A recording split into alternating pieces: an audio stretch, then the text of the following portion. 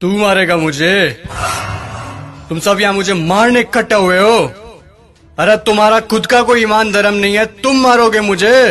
और एक बात बता, पिछले साल तो कोई और आया था मारने मुझे, इस बार वो नहीं आया? वो लाल साल वादा पूरा को नहीं करिया सा तो हम की माँ आया सा। तुम सब अंदर से एक जैसे के जैसे हो। ठीक भीड़ इकट्ठी हुई है मुझे मारने के लिए आज। मैं माता सीता को लेकर गया था, इसीलिए मारने के लिए इकट्ठे हुए ना तुम सब आज। हाँ, मैं मानता हूं मेरी गलती, लेकिन माता सीता को किसी कारागृह में नहीं, सबसे उत्तम वाटिका थी उसमें रखा था मैंने। और हाथ लगाना तो दूर, गलत नजर से देखा तक नहीं था मैंने माता सीता को। और तुम्हारे यहाँ छोटी छोटी बच्चियों को दरिंदे उठाकर लेकर चले जाते हैं, उनके साथ रेप करते हैं। उनको तो तुमने कभी ऐसे इकट्ठा होकर जलाया नहीं। वो दरिंदे क्यों खुलेआम घूम रहे हैं आज भी, मुझे ये बताओ। आए हैं मुझे जलाने। अब चोटे तू बता। मैं तो सभी वेद और ग्रंथों का ज्ञाता हूं, तूने कौन सी वेद ग्रंथ या पुस्तक पढ़ी है, मुझे ये बता। पांचवी फेल मेरे समक्ष बोलेगा तू? चुपचाप खड़ा रह तू।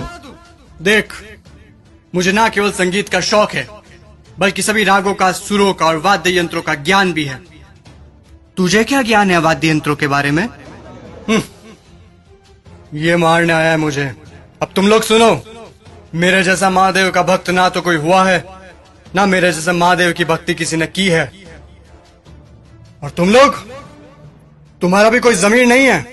भगवान पलटते समय नहीं लेते तुम। काम हुआ तो ठीक, तो चलो महादेव के पास, हुए तो चलो महादेव के, नहीं हुए तो चलो इस बार बालाजी के चलते हैं। क्या हुआ? गुस्सा आ रहा है मेरे ऊपर? तुम लोग मेरे बारे में क्या सोचते हो मुझे कुछ फर्क नहीं पड़ता, लेकिन एक बात कान खोल के सुन लो, मैं चाहे कैसा भी हूं, लेकिन तुम्हारे इस मंत्री जैसा कदापि नहीं हूं मैं। मेरे राजपाट में जनता प्रसन्न रहती थी, खुश रखता था मैं उन्हें। इसकी तरह पटाखों की चोरी कभी नहीं की मैंने।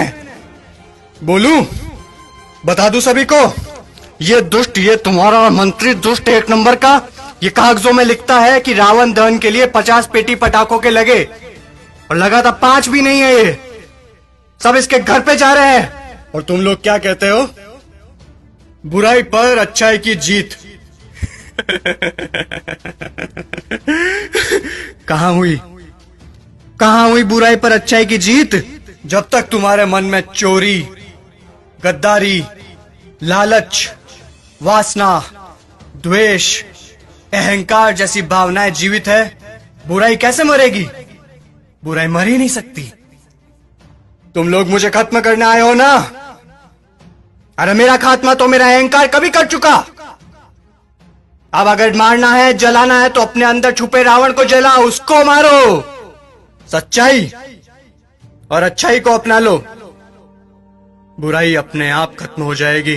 और अगर तुम मुझे जलाने के उद्देश्य से ही आए हो, तो मैं तुम्हें बता दूं कि सिर्फ छोटे बच्चे ही आज की तारीख में मुझे जला सकते हैं, क्योंकि उनके अंदर चोरी, गद्दारी, लालच, घृणा, वासना, द्वेष, अहंकार जैसी भावनाएं नहीं है।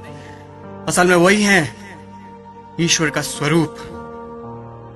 ए लड़के, लगा दे आग, फिर से जला दे।